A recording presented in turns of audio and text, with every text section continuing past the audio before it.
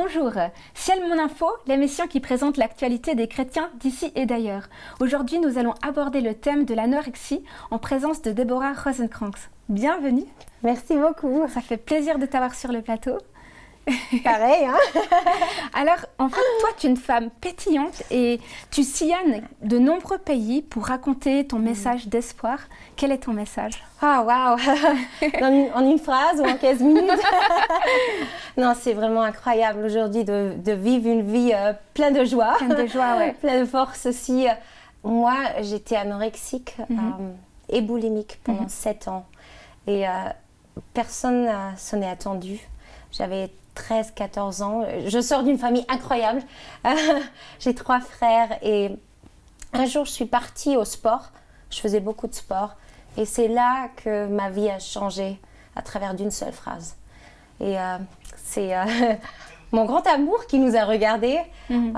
Et après le sport, il est venu vers moi et il m'a dit « Waouh, Déborah, tu joues très bien au handball. » Et après, il a sorti la phrase « Mais je me demande comment que tu peux courir étant aussi grosse que ça. » Et là, avec cette phrase, ma vie a changé. La fille joyeuse que j'étais est devenue une fille dépressive. Je suis rentrée chez moi ce jour-là. J'ai demandé à ma mère comment est-ce qu'on perd du poids. J'avais aucune idée. Oui, je pesais déjà 77 kilos. À cet âge-là, c'était un peu plus que les autres. Mais ça ne m'a jamais dérangée parce que je me suis sentie aimée. Je faisais du sport, j'étais une bonne élève. Mais là, j'ai réalisé que ce n'est pas assez aujourd'hui. Si en tant que femme, tu veux être aimée par les autres, il faut que tu sois mince, il faut que tu sois belle. Et c'est tout ce qui compte. Donc c'est vraiment une parole meurtrière qui t'a emprisonnée finalement après dans une image que tu recherchais pour être aimée par les gens qui t'entouraient. Oui, et dès ce jour-là, tout ce que mes parents m'avaient dit sur moi-même, je ne l'entendais plus. Okay. C'était juste cette phrase de ce gars-là et qui est restée dans ma tête. Et c'est ce qui m'a fait arrêter de manger, vraiment. Au début, je ne mangeais plus le soir, ou je me réveillais le matin, je me disais, bah là, si tu ne manges pas, tu vas encore plus maigrir. Mais à la fin, je vivais d'une demi-pomme par jour. Wow. Et même là, j'avais l'impression que c'était trop. Je faisais énormément de sport. Je voulais aller au lit le soir avec moins 400 calories. Wow. Et, est-ce qu'on peut dire que finalement... ce qui a déclenché ton anorexie est passé par une crise identitaire de ta personne. Jusqu'à présent, tu savais qui tu étais pour tes parents et tout d'un coup, le monde extérieur venait. Je ne sais pas si à 13-14 ans, on sait déjà qui en est. J'étais très très jeune, mais ça n'aurait pas dû devenir mon problème à cet âge-là. Oui, je me sentais aimée et appréciée par tout le monde parce que partout où j'allais, c'était un peu... Mais là, c'était vraiment de réaliser, mais ça compte pas dans la vie. Il faut être belle pour être aimée par les autres. C'est tout ce qui compte. Alors, je veux pas dire que c'était une crise identitaire à cet âge. Ou si, ce l'était, mais j'avais pas réalisé que ce l'était. D'accord. Et en perdant du poids, j'ai perdu 30 kilos dans 1 an à peu près. Je voyais bien que j'étais... Au début, oui, j'étais belle. Tout le monde me disait, mais Déborah, waouh, t'es bien. C'est ce qu'on aime entendre, nous, les femmes. Mais après, ça a passé à, oh là là, mais les os sortent partout. Je voyais bien que j'étais pas belle. Mais là, ça a changé à, moi, j'ai le contrôle sur moi-même. Okay. Et vous l'avez pas. Ça m'a donné une force et une énergie en même temps où je me disais, vaut mieux être comme moi que vous. Okay. Comme vous, ouais. Donc, ton anorexie te donnait une certaine force aussi. Oui. Tu pouvais contrôler ta vie, ton environnement, les personnes qui t'entouraient. Et ça, c'est devenu mon identité. D'accord. Et je voulais garder ça parce que ça, je pouvais le contrôler, voilà. Oui. D'accord. Ouais. Donc, est-ce qu'on peut quand même dire qu'il y avait une dimension d'une faiblesse au niveau de la confiance en soi? Absolument. Oui. On peut dire, ouais, je sais que je suis, mais dans une situation comme ça, c'est là que ça se montre, vraiment. Oui. Et là, j'ai pu rechercher mes parents. je leur ai plutôt tourné le dos. Ma mère, bien sûr qu'elle essaye de me faire manger, on a tout essayé, mais je lui disais, mais laisse-moi, je te déteste. Ouais. Il y a des choses, des phrases qui sont sorties par ma bouche où je me disais, oh, mais c'est plus toi, mais c'était plutôt pour garder ce contrôle. Ouais. Laissez-moi tranquille. Et c'était ça mon identité, la maladie. J'aimerais qu'on puisse regarder un extrait ensemble du psychiatre Rachad Chichakli qui parle justement de ce lien entre le manque de confiance et l'anorexie. Wow. Alors regardons Je veux ensemble. bien. Si vous demandez à un anorexique si elle a des problèmes, il y a de fortes chances qu'elle va dire non, tout va bien. Et puis, de manière plus ou moins authentique, elle dit ceci. Elle ne confabule pas, elle n'est pas en train de dire des mensonges. Pour elle, lorsque on se pose la question, elle imagine que tout va bien et que c'est normal d'être préoccupé, d'avoir une certaine sensibilité autour du poids. Le problème, c'est qu'il y a tout un autre aspect de la personne, souvent, qu'on ne voit pas, qui est caché, qui s'exprime quasi uniquement lorsqu'elle se retrouve seule, et qui donne tout autre chose, où c'est vraiment un énorme manque de confiance de soi, une impression de ne pas être à la hauteur, une impression de déplaire à la limite, d'être mauvais, d'être sale, des fois, d'être quelqu'un de pas bien, quelqu'un qui ne mérite pas être aimé, et qui devrait alors toujours être dans une sorte de faire, dans une des mises à l'épreuve de valoir être aimé. Nous venons de voir cet extrait de Rachad Chichakli justement et ce qui m'a interpellée dans son apport, c'est qu'il disait qu'en tant qu'anorexique, elle se sentait le besoin de faire pour être aimée. Donc comment est-ce que tu c'est vois? vrai, je connais ça de moi-même. C'était toute la journée, ça m'a coûté énormément de force de plaire. Ouais. Alors, je faisais la cuisine pour tout le monde, par exemple. Des grands menus de 7, 8 portions par personne. Je mettais plein de sucre, plein de graisse, parce que je voulais voir quand tout le monde prend du poids autour de moi. Et moi, je maigris. Ok. Mais c'était plutôt d'entendre « Waouh, Déborah, t'as bien fait, merci beaucoup, mais t'es incroyable, toi ». Mais dans la cuisine, dès que je touchais du beurre ou de l'huile, je me lavais les mains parce que j'avais peur que ça pourrait passer par la peau, que j'allais prendre du poids. Donc il y avait vraiment une perception faussée de la réalité. Très, très, très malade. Et même moi, je ne réalisais pas. Pour moi, c'était normal. Je sais que ça me coûtait énormément de force. Et le soir, j'allais au lit vers 5 heures parce que j'en pouvais plus. Et là, je pleurais. Et oui, je me sentais sale. Comme il disait, je me voyais comme j'étais, mais j'avais pas la force de changer quoi que ce soit. Plutôt, je me mettais sur la balance, je voyais, mais t'as pas maigri aujourd'hui, tu vas commencer à courir la nuit. Je me réveillais, je me levais, je faisais de la gymnastique. C'était tellement malade. Et C'était de la torture. Bah oui. Oui. Bah oui. Alors, il a bien raison avec tout ce qu'il dit, mais on réalise, soi-même, on réalise pas. Et du coup, est-ce qu'on peut dire que il y avait une sorte de cri du cœur quand même pour la vie? Tu cherchais l'amour finalement. Je cherchais l'amour, mais pas au bon endroit. Pas au bon endroit. Non. Ouais. Et là, ça m'a coûté tellement de force et j'ai pas vu la solution. Et au milieu de la maladie, je dirais que j'ai perdu la force. C'est vraiment là, tu te lâches, tu vois plus d'espoir pour toi-même. Et tout ce que tu peux contrôler, c'est ton poids, alors tu mets toute ton énergie là-dedans. Et ma mère, je la vois encore devant moi, les larmes dans les yeux, mais tous les jours quand elle me voyait, c'était...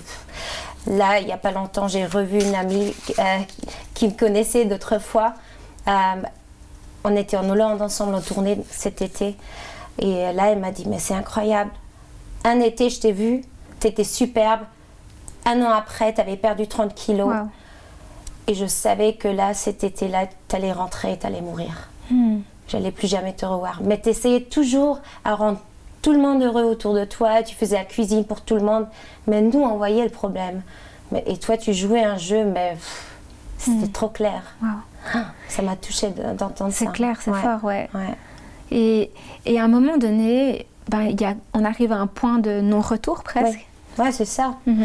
Au niveau corporellement aussi. Hein. Je perdais les cheveux, il y avait des cheveux qui poussaient ici et au dos.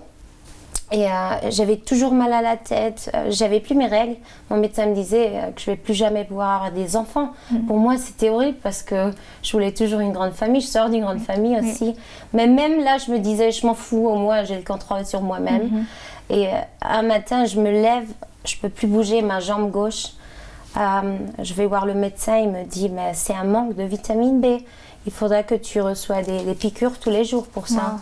Là, j'avais pas peur de la piqûre, j'avais peur des calories dans la piqûre. Tellement malade. Mais là, j'ai eu peur. Et un jour, je suis allée chez le médecin avec ma mère. On y allait tout le temps. Hein. Mais là, ce jour, il me disait, Déborah, je veux pas te parler à toi, je veux parler à ta mère seulement. Mais la porte est restée ouverte un petit peu. Et je pouvais entendre comme il disait, on est vraiment désolé, mais pour votre fille, il n'y a plus rien qu'on peut faire au niveau médical. Votre fille va mourir dans les prochaines semaines. Et là, pour la première fois de ma vie, j'ai eu peur. J'ai eu peur de mourir. Ouais, comme une prise de conscience quand même. Oui, quand même. Ouais. Une prise de conscience, mais en même temps, le désespoir. Et là, maintenant, qu'est-ce que je fais? Je ne savais pas. Ok. Et donc là, on arrive face à soi-même, ses parents, son entourage. Et qu'est-ce qui se passe? Un déclic? Le grand miracle. Pour moi, c'était le grand miracle. Une nuit, je suis partie, je suis rentrée très très tard. Mes parents ne savaient pas que j'étais partie. Vers 1h, 2h du matin, je rentre chez moi. J'essaye de passer la chambre de mes parents sans faire du bruit. Et là, un grand pleur qui sort à travers de cette porte. J'entends ma mère au milieu de la nuit qui pleure. Je vais plus près de la porte et je l'entends dire il n'y a plus d'espoir pour notre fille. On peut déjà organiser le cercueil. Elle va mourir. Et là, je commence à pleurer parce que je savais qu'elle avait raison. Et j'entends la voix de mon père qui dit non, il faut qu'on continue de prier pour notre fille. Notre fille va vivre. J'ai encore une chair de poule. Et ils ont commencé à prier pour moi dans cette chambre, dans cette nuit, sans savoir que moi j'étais devant cette porte. Et aujourd'hui, je dois vraiment dire, cette prière m'a sauvé la vie. Wow. Parce que c'est là que j'ai eu le déclic. J'ai pleuré devant cette porte et après je l'ai ouverte. Et après des mois, des années de « mais laissez-moi tranquille », j'étais là avec mes dernières forces, mes quelques kilos. Je leur ai dit « je vous ai entendu. J'ai besoin de vos prières. J'ai besoin de cette foi que vous avez. Est-ce qu'on peut prier ensemble ?» Et là, ma mère, elle a continué à crier, à pleurer. Mais je me suis mis au lit et on a prié ensemble pour la première fois après tout ce temps. Des mots très simples. Mais là, c'était vraiment le début du grand miracle. Un lâcher-prise total. Ah bah oui. Ouais. Entre les mains de Dieu et une reprise de conscience aussi en tes parents. Oui, les deux. Les deux. Bah, je connaissais Dieu dans ma vie, mais j'avais pas réalisé que mon anorexie l'intéressait. Je pensais qu'il fallait faire chose à part. Et c'est là que j'ai réalisé, non, mais c'est là où j'ai plus d'espoir qu'il faut que je vienne vers lui. Et il veut m'écouter, il s'intéresse à ma vie. Et là, quand on a prié ensemble, c'est ce que j'ai compris. Bien sûr que c'était un processus. Je ne me suis pas réveillée le lendemain et j'avais 30 kilos de plus. Mais à travers de cette nuit et cette prière, j'ai réalisé, ok, il faut que tu reviennes à lui. Et chaque fois que ça va mal et que c'est dur, bah, il va t'aider. Il faut juste faire ce pas. Oui. Et comment alors, du coup, on guérit de l'anorexie? C'est pas juste je mange du jour au lendemain et... La maladie est très individuelle. Pour moi, il y a quand même quelques années de ça, il n'y avait pas encore des cliniques comme aujourd'hui. Même les médecins, ils ne savaient pas trop quoi faire. Aujourd'hui, c'est incroyable. Je suis heureuse. Même nous, on a une clinique en Suisse allemande pour des filles anorexiques parce que je vois que c'est super important d'avoir des bons thérapeutes. Et moi, toute la famille s'était occupée de moi. Ma mère qui cuisinait différemment, il n'y avait plus de graisse, plus d'huile, rien du tout, des petites carottes. Et c'était dur. On a beaucoup pleuré ensemble, on a beaucoup prié ensemble. Mais j'ai vraiment pu apprendre à manger à nouveau, pu reprendre le poids et retrouver la vie et la joie de vivre aussi. Mais c'est vrai que c'est pas facile. Il faut se prendre de l'aide. Une prise en charge globale, autant des médecins, et il faut faire la confiance famille. dans les autres aussi, ce qu'ils disent. Parce qu'on sait plus ce qui est normal. Je savais plus, est-ce que c'est normal de manger une tranche de pain ou 5 Je savais pas. Oui, finalement, il faut pouvoir croire en ce que les autres nous disent. Oui. Et puis de lâcher prise, de dire, ok, je crois que je prends ce pas de foi, en quelque sorte. Oui, c'est ça. Pour reprendre à manger et petit à petit. Aussi d'entendre que c'est normal et que c'est même très bien si le pantalon il serre et il faut des choses acheter une autre. basiques. Voilà. Parce que ça, c'est la grande peur pour des filles anorexiques.